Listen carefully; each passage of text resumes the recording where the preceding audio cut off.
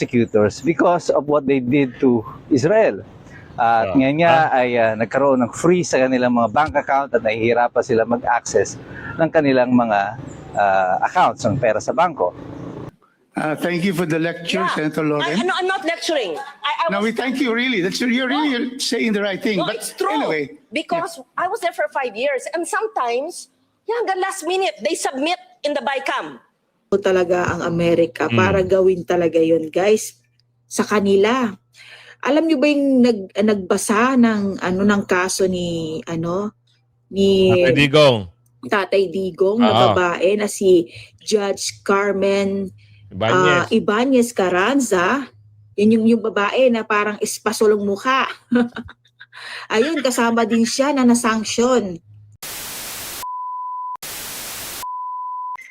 Yes. Good morning mga kasama. Nandito na naman si Kuya Goods. Nagbabalik at syempre kung di ka pa nakasubscribe sa ating channel, pasubscribe na lang po at hit mo na rin yung bell para update ka sa ating mga video. At kung hindi nagno-notice sa inyo ang ating video, madali lang po yan. Andyan ang search button, search bar.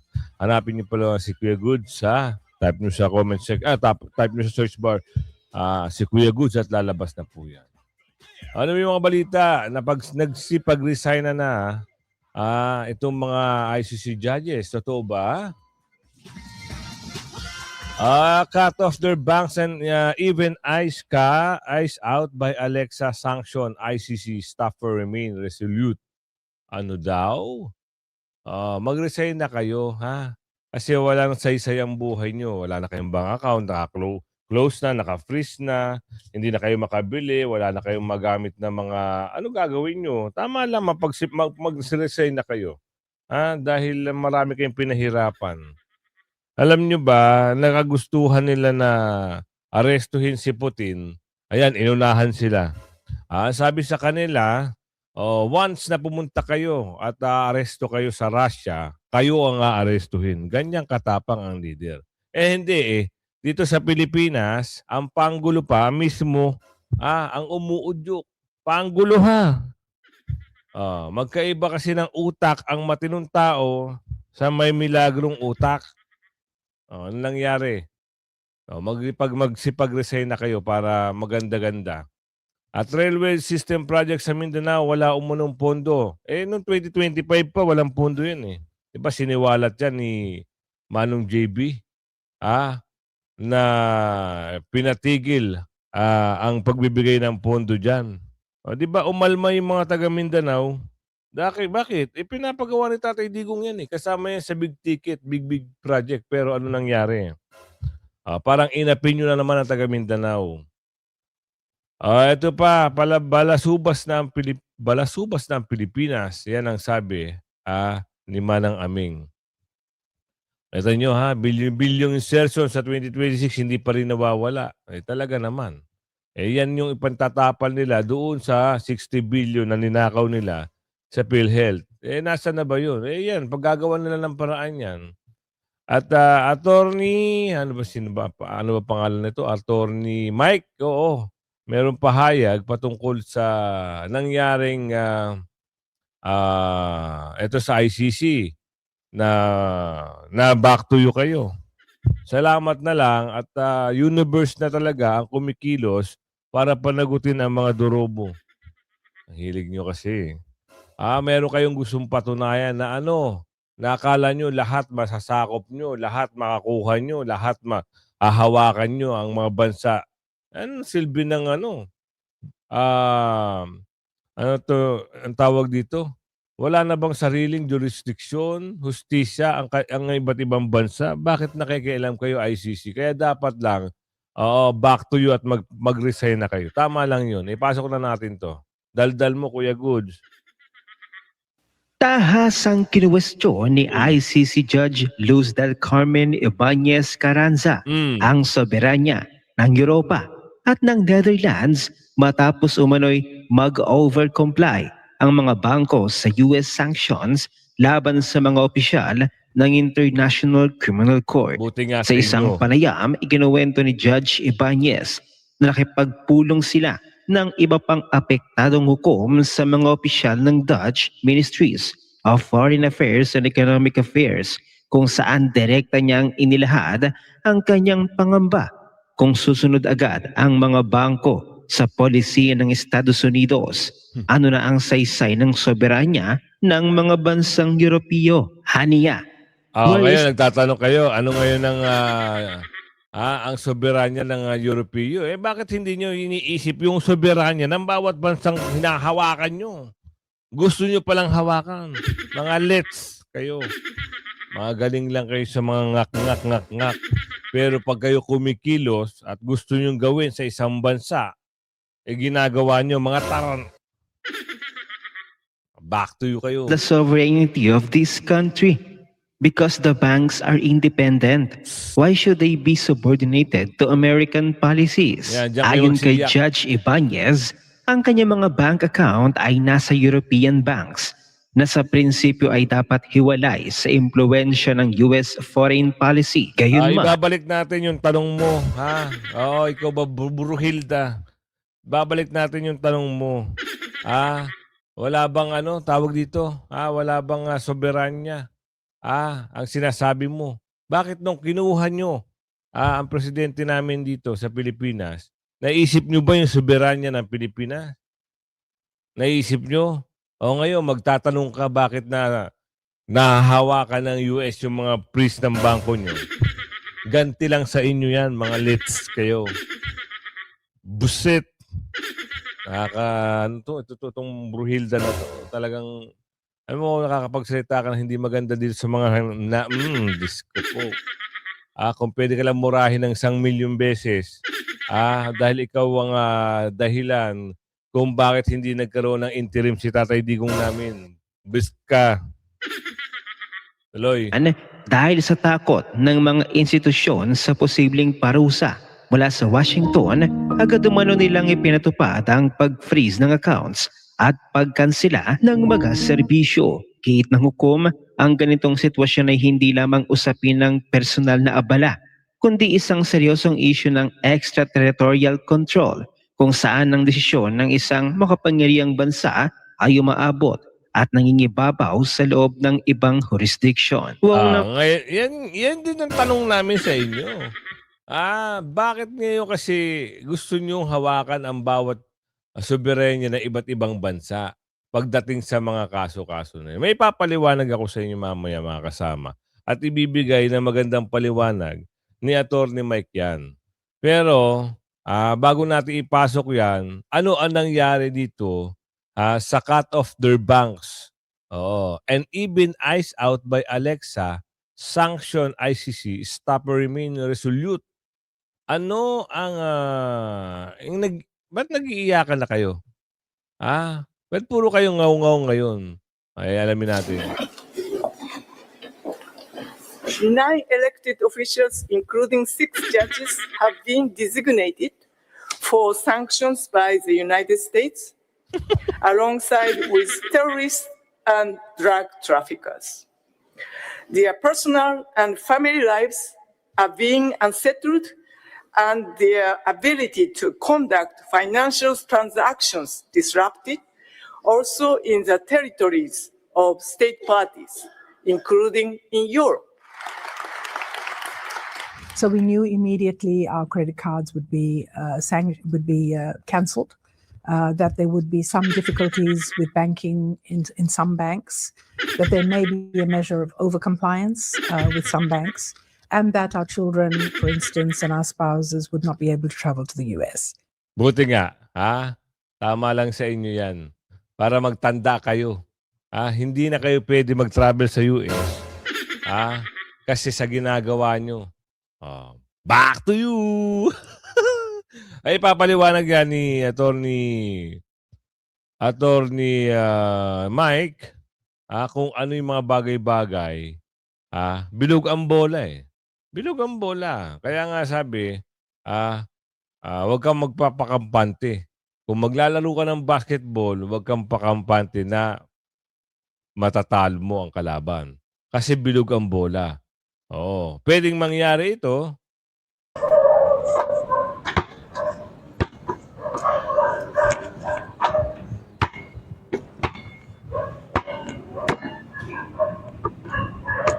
Bilog ang bola, bilog ang mundo.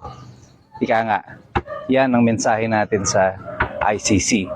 Kamakailan lamang ay lumabas itong balita na ang Russia ay kinonvict ang some of the judges of the ICC and the prosecutors sa kanilang inilabas na warrant of arrest laban kay Vladimir Putin. Ang Amerika naman ay patuloy na nag-impose ng mga sanctions sa mga judges and the prosecutors because of what they did to Israel. At ngayon nga ay nagkaroon ng freeze sa kanilang mga bank account at nahihirapan sila mag-access ng kanilang mga accounts ng pera sa bangko. Ano ang pinahihiwating nito sa atin? Well, this goes to show you na tama yung sinasabi ko noon that this agency, this body, who is not even a state, which was created merely by virtue of a treaty of several nations, ay wala pong lugar sa isang malayang bansa kagaya ng Amerika, ng Russia, ng Israel at ng Pilipinas. Bakit? Well, ang Russia hindi po pumirma sa Rome Statute, ang Amerika hindi rin, ang India, ang Pakistan, ang Israel, North Korea, and some other countries, pati India, hindi sila nakapirma rito. Pero ipinipilit ng ICC na may jurisdiction sila against Russia by issuing a warrant of arrest. Ganun din ang ginagawa nila sa Israel. Nag-issue sila ng warrant of arrest against Benjamin Netanyahu. Now that these countries are retaliating at sila naman nag-i-issue ng warrant of arrest laban sa mga judges ng ICC and prosecutors, what do you do now? We have created a political and legal impasse na kung saan nagkakaroon ng diretsong banggaan ang mga bansa na ito na hindi pumirma sa Rome Statute na pinipilit ngayon ng Hague, ng ICC na sakop nila. Ang mga bansa kagaya ng Amerika, ng Russia, at ang iba pang mga bansa na hindi pumirma dito sa Rome Statute nito, ang issue sa kanila noon ay soberanya. Napansin nila na sa ginagawa at gagawin ng ICC, tila makukompromiso ang kanilang soberanya. At kaya hindi sila nagsipirma rito. Ano ngayon ang basihan ng ICC for issuing this warrant of arrest? Apparently, there is none. Ang Pilipinas na dating nakapirma ay nag-withdraw ng kanilang pagpayag, ng ating pagpayag dito sa Rome Statute. Anong basihan ngayon ng pag-issue ng warrant of arrest laban kay Rodrigo Duterte? Well, apparently, wala na rin. Kung susundan natin ang konsepto at prinsipyo na ginamit ng Amerika, ng Israel at ng Russia nang sila ay mag-take ng mga actions against the ICC. And this again proves my point na kaya ang ICC ay nilagay si Rodrigo Duterte dyan sa Hague. Kailangan nila siyang ikulong sapagkat kailangan nila si Rodrigo Duterte para ipakita sa buong mundo that they have a clout, that they have legal authority over people na hindi naman nakapirma ang kanilang mga bansa o nag-withdraw ng kanilang pagpayag doon sa Rome Statute. Makikita natin that this is a ridiculous proposition at wala po talagang lugar ito para sa mga malalayang mga bansa. Ang malaking kaibahan po ng ICC doon sa mga international criminal tribunals which were created before, gaya nung nag-try po dito sa World War II crimes, yung nag-try doon sa mga war crimes committed in Yugoslavia. These were created by virtue of United Nations resolutions at very specific ang purpose nila na i-trial lamang yung mga krimen na may kaugnayan dun sa gera.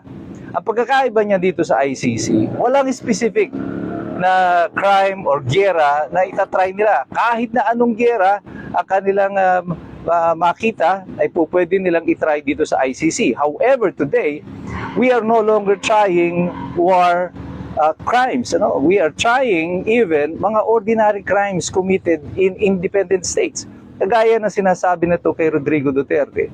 These are not war crimes. Sinasabi nila this is a crime against humanity. But we have a local law that defines what is crime against humanity. At kaya natatawa yung mga ibang bansa sa atin kasi yung ating dating presidente ay kanilang nililitis nang dahil sa kanyang paghabol o sa kanyang pakikipaglaban sa krimen, sa drugs. Ngayon, kung merong abuses dito sa paglaban dito sa war on drugs, bakit hindi siya litisin sa Pilipinas? Recently, Kita nyo na? Yan ang paliwanag. Totoo nga naman. Nagbida-bidahan itong ICC na ito. Akala nila lahat ng bansa ay kaya nilang hawakan sa leg in terms of jurisdiction o soberanya o sa mga pwedeng litisin. Nagkakamali kayo. Hindi nyo pwedeng gawin ngayon yan. Ngayon, pwede na kayong buwagin. I-hashtag lang namin kayo na demolish ang ICC. Wala na kayong magagawa. Diba? Kayo, nanonood sa akin, i-hashtag nyo na. Hashtag demolish ICC. Wala na. Tapos na ang mga karera nyo. Tama lang yung sinabi kanina, mag-resign na kayo dahil parang magiging, meron nga kayong pera, cash na lang gagamitin nyo. Tapos yung mga asset nyo, kung sakali gusto nyo ibenta, wala. Tapos bad record pa kayo sa lahat. Agoy. Marami pang galit sa inyo. Diba? Tama lang yun. So, tapos na tayo sa usapin ng jurisdiction, ng ICC. Lilipat tayo ngayon. Nagkaroon ng bakbakan sa Senado patungkol dito. Napiko na ho itong si Madam Legarda. Kasi yung railway project sa Mindanao, hindi na naman nila binigyan ng pondo. Anak ka naman ng bogi. Saan ka naman nakakita ng ganyan? Lagi nyo na lang ini-echepera ang Mindanao. Ang sakit nyo sa banks. Bakit kayo ganun? Kaya ito, nakipagtalo na siya at sinabi niya rito na ito ang balita alamin natin yan para mas maganda. Lusot na sa BICAM ang proposed 2026 budget ng Transportation Department. Pero bago maaprubahan, nagkainitan muna ang dalawang mambabatas. Alamin kung bakit sa agenda report ni Dexter Ganibe ng Abante. Mag-isip-isip sila, matuto sila gumawa ng budget nila. Bakit tayo mag-iisip ngayon, ba't wala sa NEP? Uminit ang ulo ni Senador Loren Legarda sa kalagitnaan ng pagbusisi sa BICAM meeting kagabi sa budget ng Transportation Department. Nagtataka kasi si Congressman Rufus Rodriguez kung bakit zero budget ang railway system project sa Mindanao para sa susunod na taon. Lalo na anya ang phase 2 nito na nagmumula sa kanyang kinakatawang lugar sa Misamis Oriental patungo sa Iligan. Natapos na anya ang project study na pinaglaanan ng 100 million pesos na budget. Mahalaga kasi anya ang railway system dahil ito ay mabilis at murang uri ng transportasyon. We know why there is nothing here yet about these two very important railway systems, which are good for 22% of our people who are in Mindanao, 22% of the 119 million Filipinos. Do we know about that? Why there's nothing here, zero? It's not in the NEP. The agency did not request for that. So I think the most appropriate agency to talk to and inquire about that is the Department of Transportation. Dito na umandar ang pagiging professor ni Senator Loren at nagsimulang mag-lecture sa BICAM. Sang-ayon ako sa inyo, kailangan. Bakit hindi liligay sa NEP? Hindi naman trabaho ng senador, ng chairman ng finance, sagutin ang ahensya, bakit wala sa NEP? Tumayo pa sa pagkakaupo si Legarda para ipaliwanag ang kanyang punto. Mag-isip-isip sila, matuto sila gumawa ng budget nila. Bakit tayo mag-iisip ngayon, ba't wala sa NEP? Thank you for the lecture, Senator Loren. I'm not lecturing. No, we thank you really. You're really saying the right thing. No, But it's true. anyway, Because I was there for 5 years and sometimes, hanggang last minute, they submit in the BICAM. Why should they submit in the BICAM? Naging chairperson na rin si Loren Legarda ng Senate Committee on Finance noong 17th Congress. Kaya ganun na lang ang kanyang frustration ngayong 20th Congress dahil nasa BICAM na. Gusto pang ihabol ang isang budget na hindi naman kasama sa isinumite ng Pangulo ng Bansa. Pag-isipan nila. Ito bakit kasi hindi nyo sinasama yung budget ng railway sa Mindanao? Bakit? Tapos hihingi kayo ng boto sa Mindanao, mga unggoy! Sa kayo Diba? Taga Mindanao, tandaan nyo, niloloko lang kayo. Niloloko lang kayo. 2025, hindi binigyan ng budget ang railway project dyan. Ano nangyari? Nakatenga. Imbis na medyo ng progress, meron ng progress. Ngayon, 2026, wala na naman. Tapos, agay, buti na lang ito, na-lecturean sila ni Senadora Legarda. Tapos na ang usapin ngayon, babaguhin nyo. Tama nga naman, parang naglulukahan na lang dyan, di ba? Pwede ba yun? Ay, mali pala, papasok namin ng bagong proposal. Mali. Ang kanilang NEP, National Expenditure Program, the President's Budget. That's why ayaw na ayaw namin ma-insertion sa BICAM. Yun. Kasi dapat kung mahalaga yan, nasa NEP na yan. Tiniya rin niya si Congressman Rodriguez na anyay veterano ng mambabatas sa pagtatanong nito sa first-timer na chairman ng Senate Finance Committee kung bakit hindi nilagyan ng Senado ng budget ang railway system project sa kanyang distrito sa Mindanao. And then they come to a senator during the plenary, isingit nyo to. Ayaw namin. Okay, we amend, but there's only limited fiscal space. And then now, a veteran congressman asks the first-term chair of the Finance Committee, why is it not there? I'm sorry, I have to answer for him. Of course, he can very much answer that, but if it's not in the NEP, what do we do? Right? Dito na lumambot si Congressman Rodriguez at sumang-ayon kay Senator Legarda at ipinanukala sa DOTR na isama na lang ito sa susunod na budget cycle o para sa 2027. Dagdag ni Legarda. Kita nyo na. Ang problema, wala sa NEP eh. Paano nga aprubahan? Alangan namang magicin na naman yung BICAM na yan. Ayaw nga ng insertion kasi nga para matapos na usapin na insertion eh. Split up time kailangan mapalitan nila. Wag. Bawal sa BICAM ang insertion. Anong nangyayari ngayon? Balasubas na ang Pilipinas. Yan ang title dito. Senator, I'm me. Sa binawasang pondo ng foreign funded project. Naku, ito. Ito yung dapat bigyan ng malaking project ng pondo eh. Pero ang nakikita natin, parang si Ate Aming na lang magpapaliwanag dito. Si Aming, pasok. Funded to, nakakaya to. Balasubas na yung Pilipinas, Diyos ko. Kaya papaliwanag natin yan. Recognize Senator Amy first. Yes, Mr. Chair. Kahapon pinuna ko na po ito dahil tama ba yung pagkaintindi ko, binawasan na ng halos kalahati ang Metro Manila Subway at yung ganon din yung North-South Commuter Railway dahil sang-ayon naman tayo na napakababa ng performance. Pero ito ang inaasam-asam ng ating mga sumasakay ng iba't ibang public transport na sa wakas magkakaroon tayo ng subway system. Ang pagkaintindi ko ba, babawasan pa lalo itong dalawang to. So we are decreasing further reductions of 1.8 and 1.8 din sa bawat isa. Is that the understanding? So from 25 billion Metro Manila Subway and 37 or 38 billion of the North-South, may bawas pa ng 1.8 kada isa. Paliit na lang ng paliit to. Paano yan? Grabe, Palaki no? ng palaki yung commitment fees natin at yung reputational damage natin talagang insurmountable na. So babawasan pa to lalo. Foreign funded to, nakakaya to. Balasubas na yung Pilipinas, Diyos ko. Grabe.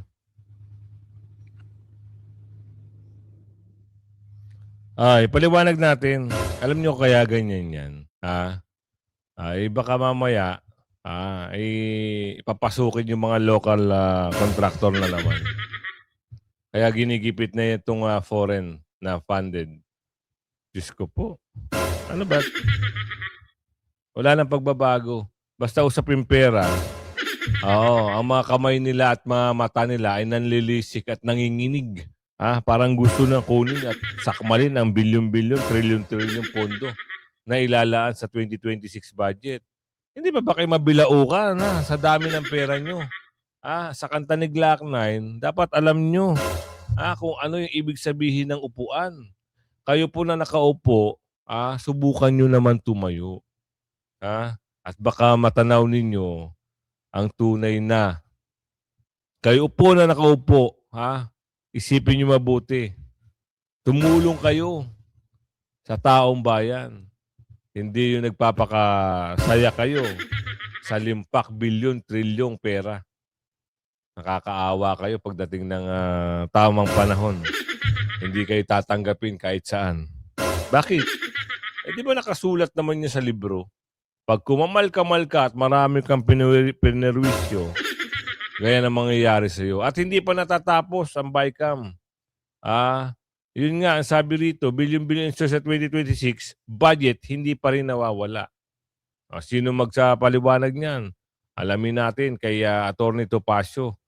Si Atty. Topacio, ang isang magaling na abogado, alam niya yung mga bagay-bagay na papaliwanag niya yan. Atty. Topacio, pasok. Lamang ay kinansilangan ng Senado ang BICAM, ikatlong BICAM, kung saan gusto naman din ng Kamara, yung mga representante ng Kamara na ipagpatuloy. Ano bang nakikita po ninyo dito, attorney? May legal na batayan ba yung pag-suspende din o pagkansela ng Senado doon sana sa ikatlong pagdinig, yung BICAM hearing po nila? Nasa prerogative naman po yan ng Senado.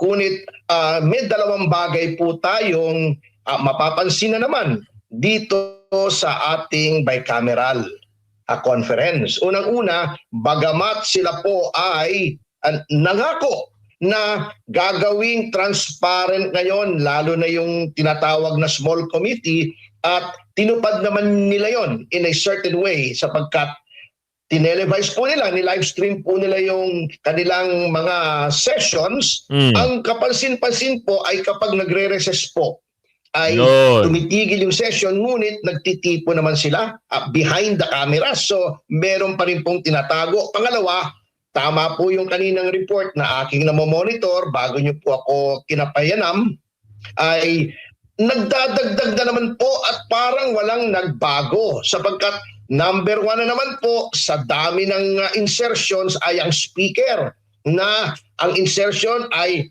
mahigit 2 bilyon. At yung magkapatid na Swansing na silang, yung isa ay nasa Committee on Appropriations, ay bilyon-bilyon din po ang insertions bukod pa sa mga favored na mga congressmen nila na bilyon-bilyon din po ang mga insertions. Kung speaking of insertions, attorney, kung gusto man nilang may dagdag na pondo, dapat doon pa sa National Expenditure Program o sa NEP, dapat ipinasok, hindi dito sa BICAM. Tama ho ba ang ganung proseso, attorney? Tama po, kasi alam niyo po, sa ilalim ng ating saligang batas, ang executive ang nagpo-propose ng budget through the yung National Expenditure Program. Kung baga ito ay wish list. Ang sa saligang batas naman natin ay ang lehislatura, hindi lamang po ang House kundi ang Senado, sapagkat bicameral po tayo, ay ang guardian o tagabantay ng kabanang bayan. Ang ibig pong sabihin, tama po yung opinion ng iba, bakit mo dinadagdagan? Dapat nga yan, pangalagaan mo, kung maaaring bawasan pa, kung bagat tawaran po yan eh. Parang ikaw ay isang estudyante na humihingi ng baon sa tatay mo, sabihin mo, tay, meron po kaming party sa Sabado, pwede pa makahingi ng 1,000 piso? Ba hindi, wala sa budget niyan, pwede ba? 500 na lang, yun lang ang kaya natin. Ganun po dapat ang pangangalaga. Ang hindi po pangangalaga, yung ang sinabi nung isa ay ganito ang kailangan nila, dodoblihin mo pa. Meron pa nga rito po more than double yung request sa NEP. Agoy. Ay more than double ang kanilang ini-insert. At ito po, sa DPWH pa lamang po ito. Hindi pa po natin pinag-uusapan yung ibang mga departamento ng ating pamahalaan. Opo, kung hindi po pwedeng magdagdag o magdoble po ng pondo, ang trabaho ng BICAM ba dapat ay magbawas po pwede at mag-realign po ng kanilang mga pondo o budget po ng mga ahensya, attorney? Magbawas o kung hindi man bawasan ay maghanap ng mga sources. Sapagkat yan, alam niyo po, yung mga sinasabi na nila nga unprogrammed allocations, yan po dapat merong contingency fund na kung saan huhugutin. Ibig sabihin, sources of revenue. Hindi yung huhugutin mo sa mga naka-earmark na katulad ng PhilHealth, o PDIC na doon mo huhugutin yung unprogrammed allocations. Mali po yun eh. Dapat po yan may revenue measures na nakaabang na kapag kinailangan yan ay mayroong paghuhugutan. Huwag mo nang kukunin lalong-lalo na sa pensyon ng bayan, dito sa insurance ng mga maliliit na depositor at sa pangangalaga ng kalusugan ng pangkaraniwang mamamayan. Maling-mali po yan. Opo. Booking sila, no? Kaya, lagi nyo iisipin kung sino mga durobo ng bansa, ng bayan. Oo, dahil papalapit na ng papalapit, ang 2028, magtsatsaga pa ba kayo bumoto sa mga magnanakaw? Diba? Hindi na siguro. At balik tayo sa ICC Judge. Luz del Carmen Ibanez Carranza, ano yung, ngayon ko palang mapapanood eh. Ano kaya, merong Pilipina, nagsalita, Pilipina ba to? Hello guys, magandang Ayun, umaga Pilipina. dito sa Los Angeles, California. At ito, Yan. naka-ready na po tayo going to work. And guys, grabe ang ginawa ni Donald Trump sa mga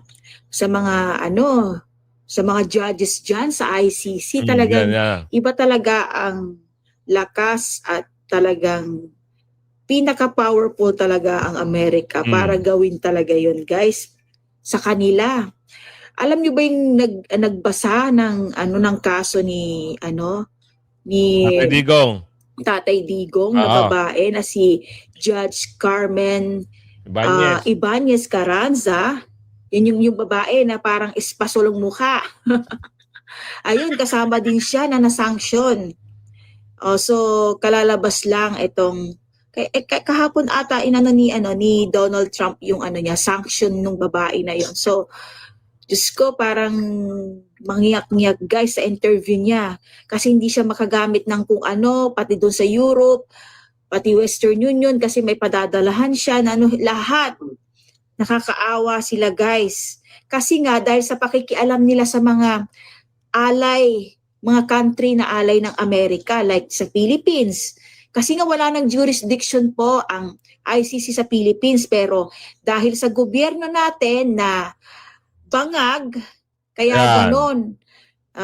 Pera-pera lang kasi dyan nangyayari, pero din sa Amerika hindi nila magagawa yung mga ganyang bagay na yan. Tingnan nyo, mangyak-ngyak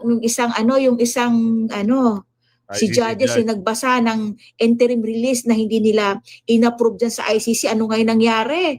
Diyos ko, kawawa, pati daw anak niya, pati daw yung mga kamag-anak nila ni Western Union, hindi siya makagamit. Naka-freeze yung mga account niya. Buti nga. In-freeze ng Donald Trump, guys. Nandito, panoorin yung yung interview niya, guys. Si Carmen Carranza Ibanez. Judges Carmen Carranza. So, yun yung nagbasa, yung parang ispasulong mukha, guys. Judges Carmen, kung napapanood mo yung mga reaksyon at opinion ng mga iba't ibang mga vloggers, Duterte vloggers, kung ako sa'yo, bumaligtad ka na. Ipalayain mo na si Tatay Digong bago magpasko. Magdesisyon ka na, kaya nyo naman yan. Huwag kayong aasa sa isang bangag. Nakakarampot lang ibibigay sa inyo. Ayan tuloy. Yung back to you sa inyo ni President Trump, mas malala. Pati mga anak-anak nyo, cancel ang visa, cancel lahat ng credit card, lahat cancel. Cash na lang talaga ang magpapatakbo sa buhay nyo. Pero yung lahat ng transaction online na mahalaga, hindi na kayo entitled. So hindi lang kayo, lahat kayo dyan, iisa-isahin kayo ng Pangulo ng Amerika. Abangan nyo yung back to you sa inyo. Di ba marami kayo dyan? Mahilig kasi kayo mga ilam ng soberanya na merong na hindi nyo soberanya. Kala nyo, sa paghuli nyo, pagkulong nyo kay Tatay Digong, gaganda ang mga pangalan nyo, gaganda ang reputasyon ng ICC. Hindi. Kakamali kayo. Kaya magsitigil na kayo. Kung gusto nyo mag-resign na kayo para wala ng ICC, ma-demolish na yan. Demolish, abolish, kung ano man tawag, kung anong pwedeng gawin. Wala na at pauwiin nyo na ang aming Pangulo. Pangulo, si Tatay Digong, hindi yung panggulo. Panggulo na bangag. Ayaw namin ng panggulo na bangag dahil nagkawindang-windang lalo ang gobyerno ng Pilipinas. Magaling ang gobyerno kung magaling ang namumuno at may tamang pag-iisip. Pero kung nakawisyo, laging nakabisyo, hindi maganda. So talagang God is good. So sa lahat ng mga dyan, alam ko maiinis na naman yung taga Pangasinan na bashers natin, taga San Carlos man, takala pinunuyong pupula ng takalaba dahil agtamo ng para kasi level no Good job, ate, diba? Pero sumasalita. But anyway, good luck lahat sa ratay ICC judges. Talagang dapat lang mabuwag yan. Dapat buwagin na ni Donald Trump eh. Oo, tama. Ang Amerika kasi guys, makapangyarihan yan. Imagine, dollar ang ginagamit sa buong mundo. So kahit daw sa Europe, hindi niya daw magamit yung pera niya, kahit European daw yung niya, kasi kinakailangan i-convert sa dollar, wala. Hindi nila, naka-freeze ang account ni, Madam Carmen. In-interview siya. Bakit ganito, ganyan-ganyan. Kasi si kayo kasi. Nagpasilaw sila sa kakarampot na utos sa kanila. Kaya kung sabi ko nga sa inyo, kung umabot ka sa video na ito, sabihin nyo kung saan lugar kayo. Type nyo sa comment section. At kung bago ka lang, bagong pasok ka, huwag mong kalimutan mag-subscribe. At syempre, siguraduhin mo naka-bell all ka para meron kang notification everyday. Umaga at hapon, meron tayong upload videos. At doon sa nagtatanong na bago lang ako nag-upload, pasensya na po Baka ngayon lang nagno-notif sa inyo dahil, hindi natin alam. Pero syempre, mas maganda niyan, total eto na, nire-recommend na tayo ni boss, make sure nyo na naka-bell all kayo. Hanggang sa muli, like and share. Bye-bye!